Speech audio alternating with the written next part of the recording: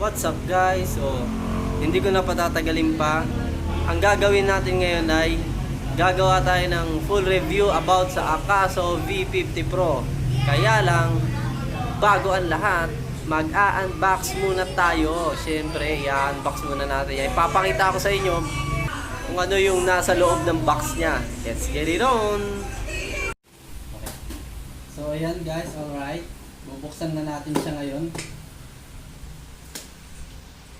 Ganda. Ayan, open natin siya.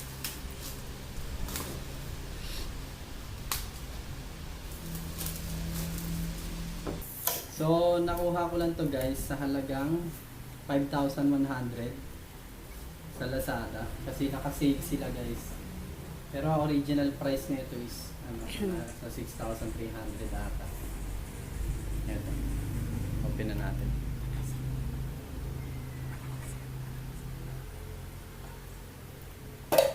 Yan. Tingnan natin guys kung ano yung accessories. Bali, yung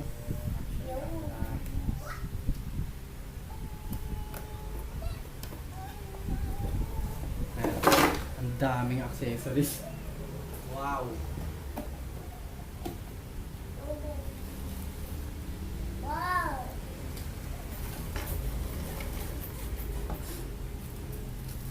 Yun guys, ito yung charger.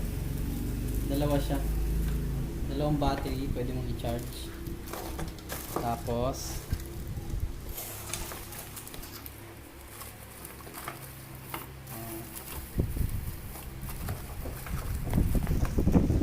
ayan. Ito ang kagandahan sa kanya guys. Dalawa yung battery niya.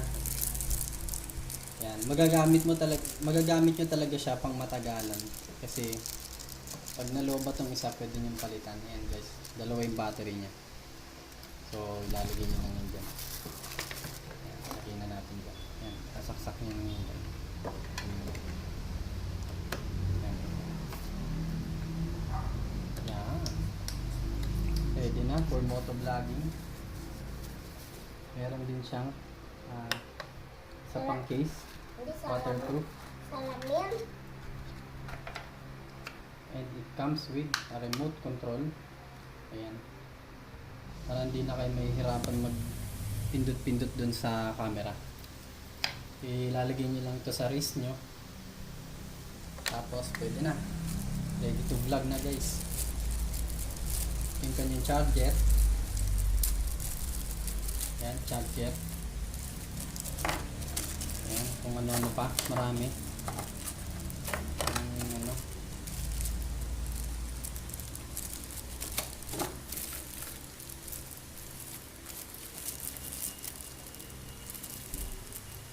Mga strap niya para sa helmet. Ayan. So yun guys, nakita nyo na yung mga accessories. Ayan. Bali, susunod naman itong ating specifications. 4K 30 fps, 1080p 60 fps, 20 MP photo. Yung battery niya guys, pang matagalan yan, 1100 mAh. So tumatagal siya ng 2 oras. Yan. Touchscreen, image stabilization. Papakita ko na sa inyo itong action camera natin. Isa sa best ever.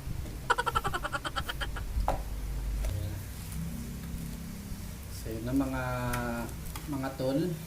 Ayan. Tingnan natin yung loob.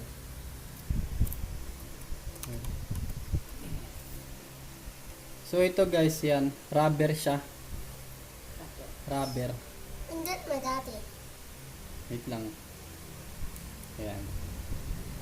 So wala pa siyang battery. Tatry natin kung may laman yung battery. Ilalagay na natin guys.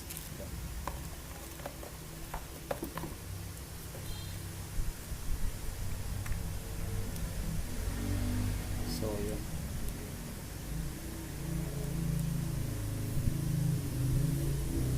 Ano to? Walang battery. Ayun. Ayan guys. Ang ganda ng quality. Ang ganda ng quality niya, oh. Ayan. So yun, naka 4K 30 FPS siya, guys. Ano ko nga? Itingnan natin.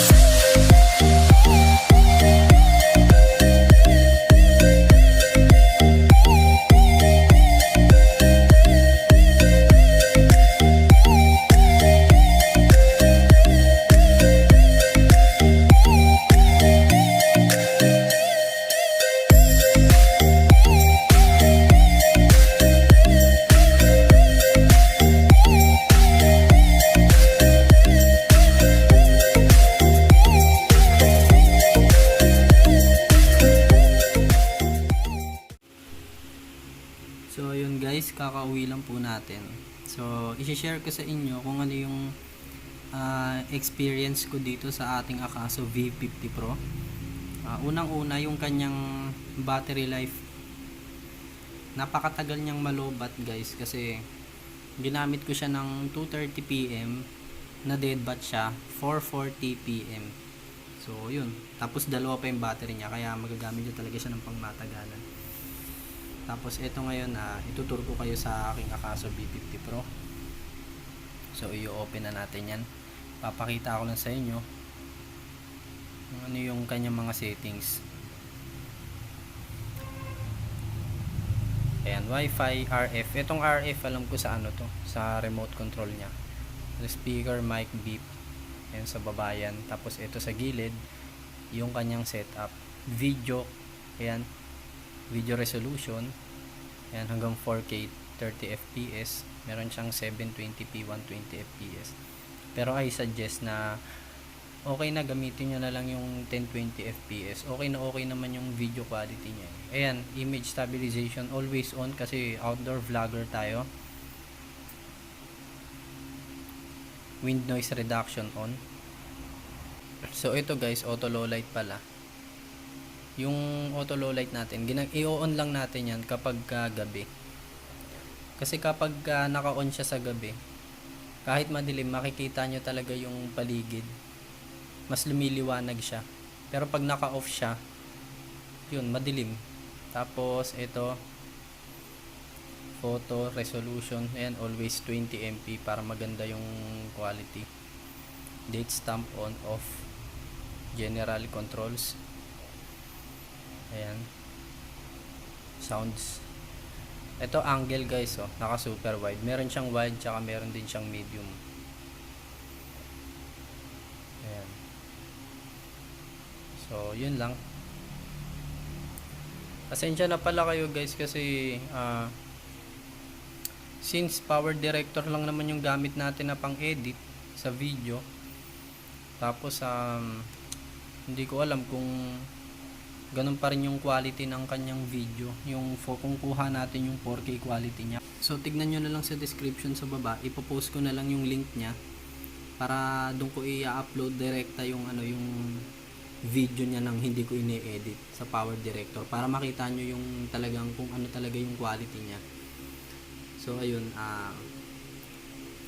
click nyo lang yung description sa baba guys ha.